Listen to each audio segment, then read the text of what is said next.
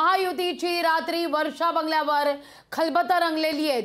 फडणवीस तसंच मुख्यमंत्री एकनाथ शिंदे आणि उपमुख्यमंत्री अजित पवारांमध्ये खलबतं झालेली आहेत। जागा वाटपासंदर्भात अंतिम चर्चा झाल्याची माहिती मिळते। महायुतीचे नेते उद्या अमित शहा यांची भेट घेणार असल्याचं देखील कळतंय। या घडीची सगळ्यात महत्त्वाची ही बातमी आपण पाहतोय। महायुतीची रात्री वर्षा बंगल्यावर बैठक झाली। मुख्यमंत्र्यांचं शासकीय निवासस्थान वर्षा बंगला या ठिकाणी उपमुख्यमंत्री देवेंद्र फडणवीस, मुख्यमंत्री एकनाथ शिंदे आणि उपमुख्यमंत्री अजित पवार या तिघांमध्येच रात्री उशिरापर्यंत चर्चा झालेली आहे। त्यानंतर महायुतीचे नेते हे आता दिल्लीला जाणार असल्याचं देखील कळतंय। अमित शहांची भेट देखील घेणार असल्याची माहिती मिळते।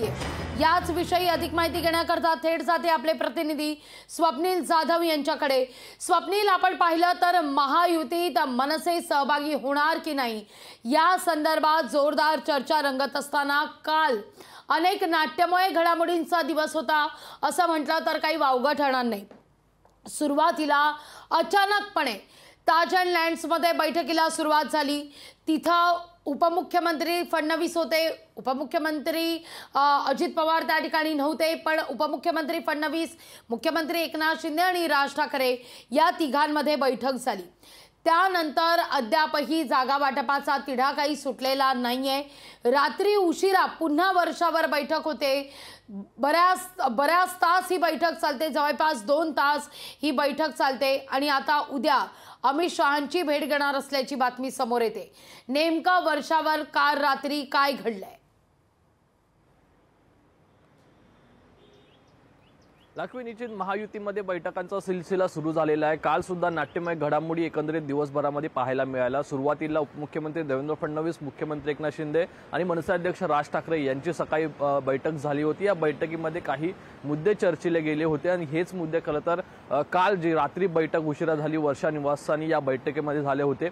सकाळच्या बैठकीमध्ये उपमुख्यमंत्री अजित पवार हे उपस्थित नव्हते, त्यामुळे पुन्हा एकदा त्या संदर्भातील बैठकीमध्ये जे मुद्दे आहेत ते सुद्धा पुन्हा रात्री जी बैठक झाली यामध्ये आले होते आणि यामध्ये खरं तर जागा वाटपावरती तोडगा हा अद्याप निघाला की नाही या संदर्भात आता चर्चा सुरू झालेली आहे। कारण एकूणच पुन्हा एकदा महायुतीचे नेते ते दिल्ली दौरा करणार आहेत। केंद्रीय मंत्री अमित शहा यांच्या उपस्थितीमध्ये त्या ठिकाणी बैठक सुद्धा होणार असल्याची माहिती कळते आणि त्यानंतर खरं तर महाराष्ट्रामधील महायुतीचा जो जागा वाटपाचा फॉर्म्युला आहे तो समोर येईल। एकूणच जी चर्चा महायुतीच्या आधी झाली होती यानंतर खरं तर राज ठाकरे यांची एंट्री होतीये, त्यामुळे महायुतीचा फॉर्म्युला यामध्ये कुठेतरी बदल होणार आहे। राज ठाकरे यांना सोडण्यात येणाऱ्या जागा मग त्या शिंदे गटाकडे असतील किंवा अजित पवार गटाकडे असतील किंवा भाजपकडे असतील, कशा प्रकारे राज ठाकरे यांना त्या जागा देण्यात येतील या संदर्भातील एकंदरीत चर्चा आहे ती कालच्या बैठकीत झालेली असल्याची पाहायला मिळते। मात्र एकूणच राज ठाकरे हे जर महायुतीमध्ये येत असतील तर त्यांना किती जागा देण्यात येणार, ते कोणाच्या वाट्याच्या जागा असतील असे प्रश्न आता हे राजकीय वर्तुळामध्ये चर्चिले जात आहेत।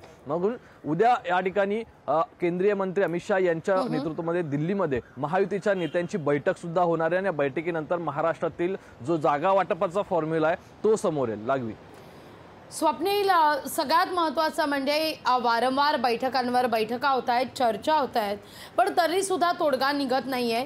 नेमक्या कोणत्या जागांवर अडलंय?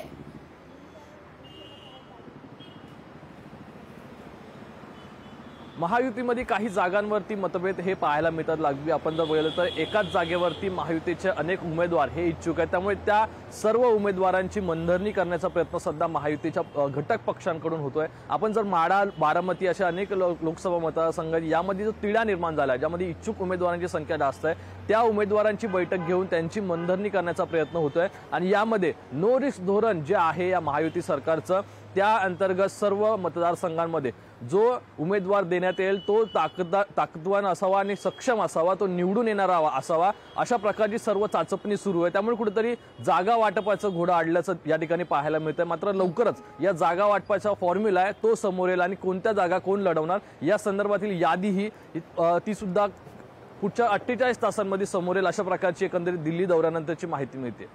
निश्चित स्वप्नील, तुर्तास धन्यवाद तुम्ही दिलेल्या एकूणच सविस्तर माहिती करता। लोकशाही मराठी ऐका, पहा, जागरूक रहा।